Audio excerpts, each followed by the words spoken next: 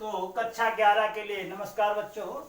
आज हम कोशिका का मुख्य भाग केंद्रक लेकर के प्रस्तुत है आपके सामने ऑनलाइन श्रृंखला में।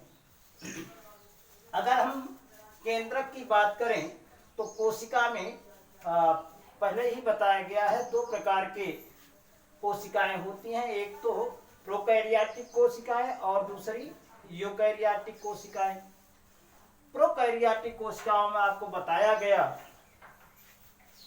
कि उसमें केंद्रक झिल्ली नहीं पाई जाती है। बाकी डीएनए मॉलिक्यूल यानी जेनेटिक मटेरियल पाए जाते हैं, आनुवंशिक पदार्थ पाए जाते हैं, लेकिन उसकी झिल्ली नहीं पाई जाती। उसे हम प्रोकैरियोटिक कोशिका कहते हैं। प्रोकैरियोटिक कोशिका में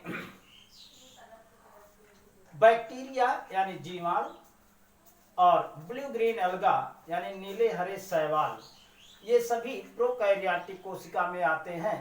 तो प्रोकैरियोटिक कोशिका में, यूकैरियोटिक कोशिका में केंद्रक झिल्ली पाई जाती है। केंद्रक झिल्ली डबल मेम्ब्रेन यानी द्विस्तरीय होती है। अब यूं कहें कि केंद्रक से एंडोप्लाज्मिक रेटिकुलम जुड़ा हुआ होता है, अर्थात केंद्रक की बाहरी झिल्ली एंडोप्लाज्मिक रेटिकुलम की बनी हुई होती है, जिस पर राइबोसोम चिपके हुए होते हैं। और राइबोसोम आपको पता है, पढ़ाया गया है कि राइबोसोम ये प्रोटीन संश्लेषण का काम करते हैं। दो स्तरीय झिल्ली होती है।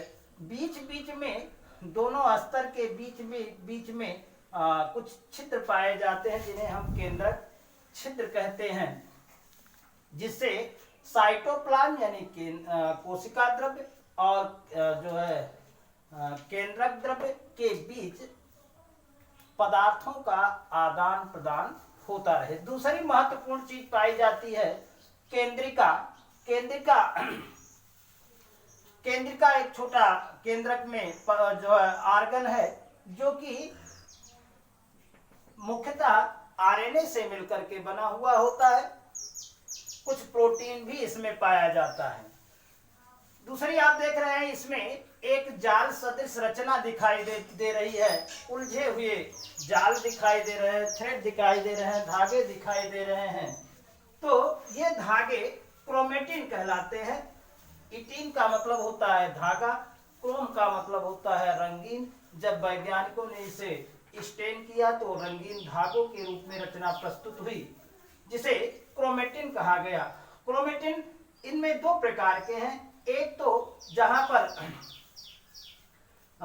तो यू क्रोमेटिन है, जहां पर जो स्टेन को लेता है, और हेट्रोक्रोमेटिन है जो स्टेन के तरह थोड़ा सा हल्का स्टेन लेता है, उसे हम हेट्रोक्रोमेटिन कहते हैं। केंद्रक में तमाम प्रकार के द्रव्य पाए जाते हैं, पदार्थ पाए जाते हैं, जो एक कोलाइडल स्टेज बनाते हैं या कोलाइडल मीडियम बनाते हैं, जिन्हें हम केंद्रक द्रव्य कहते हैं। इसमें प्रोटीन, फास्फोलिपिड, वाटर, जल, ये सभी पदार्थ इस केंद्रक द्रव्य में पाए जाते हैं। केंद्रक द्रव्य आप देख रहे हैं, इसमें उलझा हुआ जो पदार्थ है वो क्रोमेटिन है। क्रोमेटिन कोशिका विभाजन के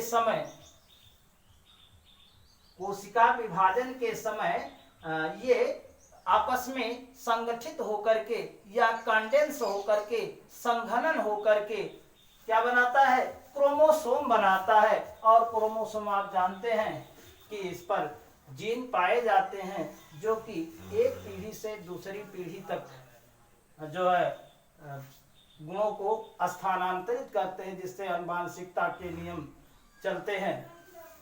तो इस आधार पर कहा जा सकता है।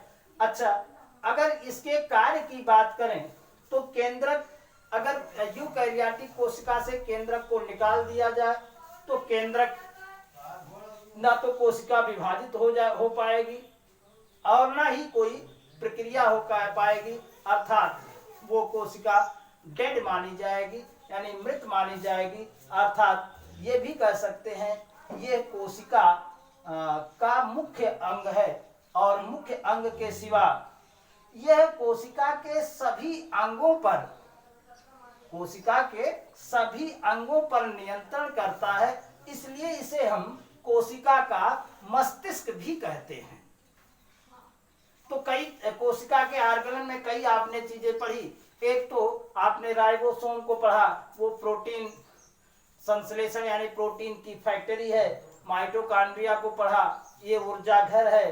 क्लोरोप्लास्ट को पढ़ा कि ये जो है रसोई घर है। तो इस तरह से ये कोशिका को एक फैक्ट्री के रूप में माना गया। फैक्ट्री जिसमें कोई भाग या कुछ मशीन कोई काम करती है, कुछ मशीन इलेक्ट्रिक उत्पादन का काम करती है, कुछ लोग वो जो है सामान बनाने का काम करते हैं। इस तरह से कोशिका एक फैक्ट्री के रूप में माना गया। और फैक्ट्री पूर्ण रूप से जो है एक पदार्थ का निर्माण करती है, यानी शरीर का निर्माण करती है। उसी तरह से कोशिका तमाम कोशिका का निर्माण करते हैं, तमाम कोशिकाएं ऊतक का निर्माण करते हैं, ऊतक अंगों का निर्माण। तो इस तरह से शरीर का निर्माण होता है। तो दो चीजें, एक तो रॉबर्ट ब्राउन ने इसकी खोज की थी।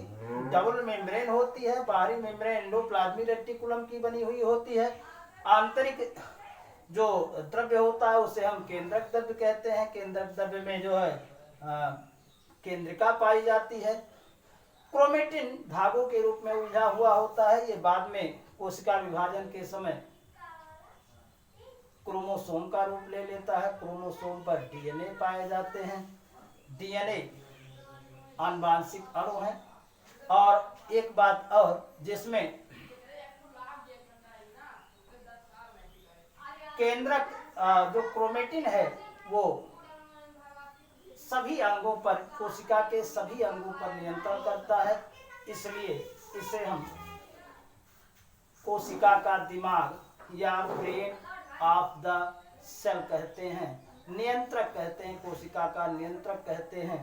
इस तरह से हम केंद्रक के बारे में पढ़ते रहिए और उसके बाद नोट्स बनाते रहिए। हम लाइसोसोम बताएंगे अब आपको। लाइसोसोम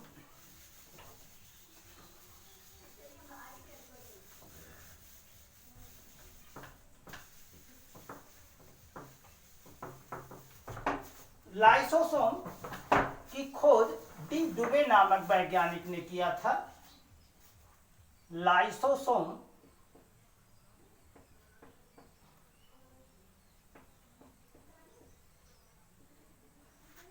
यानी इसे हम हिंदी में लयन काय कहते हैं। लयन काय, लयन काय का अर्थ है कि किसी भी पदार्थ को डिग्रेड कर दे, यानी अपघटित कर दे, लय कर दे या क्षरण कर दे, इसलिए इसे हम लयन काय कहते हैं। डी डुबे नामक वैज्ञानिक ने इसकी खोज की थी। अगर संरचना की बात करें तो इसका निर्माण गोल्जी कॉम्प्लेक्स से होता है। एक थैली के नुमा रचना होती है, गोल सी रचना होती है। 2 माइक्रोन से 3 माइक्रोन मिली माइक्रोन के होते हैं।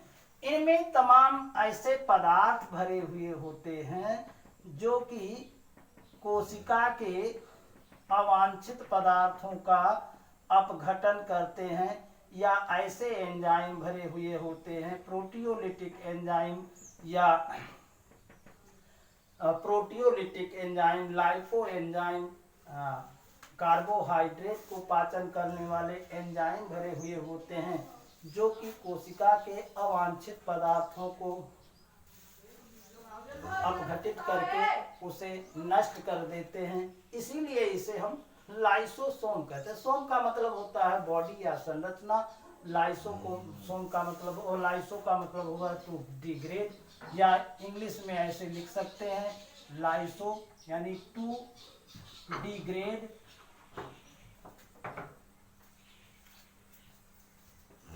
अपघटन करना। और सोम का अर्थ होता है बॉडी, यानी ऐसी संरचना कोशिका में जो किसी पदार्थ का अपघटन कर दे, उसे हम लाइसोसोम कहते हैं।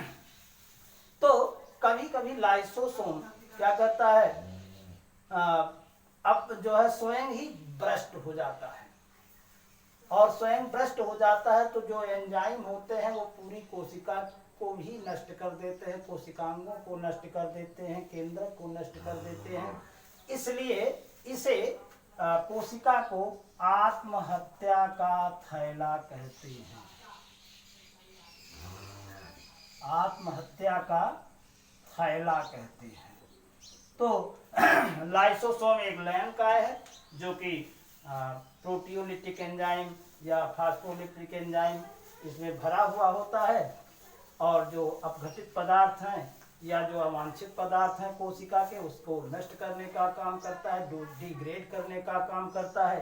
कभी कभी यह स्वयं ही भ्रष्ट हो जाता है कोशिका में, जिससे कोशिका के कोशिकांग ही नष्ट हो जाते हैं और पूरी कोशिका नष्ट हो जाती है। इसलिए इसे suicide bag of the cell या आत्महत्या का थैला कहते हैं। धन्यवाद।